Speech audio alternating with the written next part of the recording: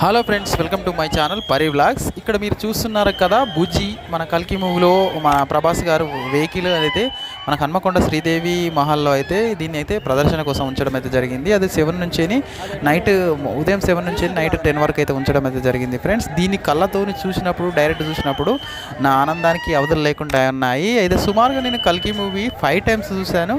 5 times చూసిన తర్వాత కూడా ఏదైనా గ్రాఫిక్స్ యూజ్ చేశారా అన్నట్టు మాత్రం నాకైతే అనిపించింది. కానీ దీన్ని చూసినప్పుడైతే యాజ్ ఇట్ ఈజ్గా ఏ విధంగా ఉందో మూవీలో కూడా ఆ విధంగానే చూపించారు. నాగ అశ్విన్కి హ్యాట్సాప్ చెప్పుకోవచ్చు. ఎందుకంటే ఈ బుజ్జి విషయంలో అయితే ఎలాంటి గ్రాఫిక్స్ అయితే వాడలేదు ఫ్రెండ్స్. ఎందుకంటే నేను లైవ్లో చూశాను కదా. మీరు ఎంతమందిని ఈ బుజ్జిని మీలో ఎంతమంది ఈ బుజ్జిని డైరెక్ట్ చూసారో ఒక కామెంట్ రూపంలో తెలియజేయండి ఫ్రెండ్స్. అయితే ఈ బుజ్జి విషయానికి వచ్చినట్లయితే దీన్ని మహేంద్ర కంపెనీ వాళ్ళు హెల్ప్ చేశారంట దీన్ని ప్రిపేర్ చేయడానికి. దీనికి సుమారుగా 7 కోట్ల ఖర్చు అయితే అయింది. అయితే దీన్ని దీంట్లో మూవీలో యూజ్ చేసినప్పుడు ఏ విధంగా ఉందో వీల్స్ అనేవి ముందు చూస్తే ఆ విధంగానే ఉన్నవి. అదే చూడండి, డ్రైవర్కు ఆయన పేరు రమేష్ అంట. ఆయనతో కూడా ఒక పిక్ దిగడం అయితే జరిగింది. నేను ఆయనే మనకు ఆపరేట్ చేస్తున్నాడంట. ఇది ఒక బుజ్జిని మాత్రం సౌత్ ఇండియా, నార్త్ ఇండియా అని ఎక్కడ తేడా లేకుండా దేశమంతా తిప్పుతున్నారంట.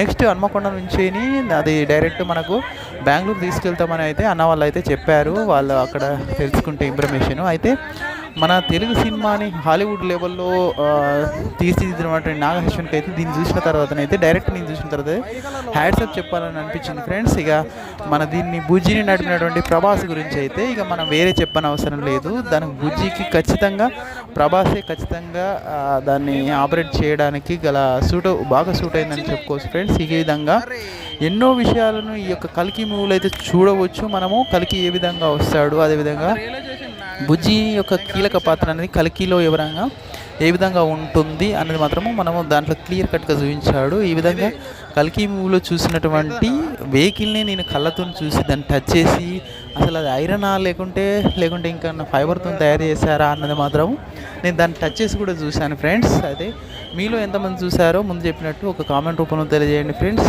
అయితే ఈరోజు అయితే నాకైతే చాలా ఎగ్జైట్మెంట్గా ఉంది. ఇది అందువలనే దీని ఒక వీడియో చేసి నా ఛానల్లో అయితే అప్లోడ్ చేయడం అయితే జరుగుతుంది ఫ్రెండ్స్.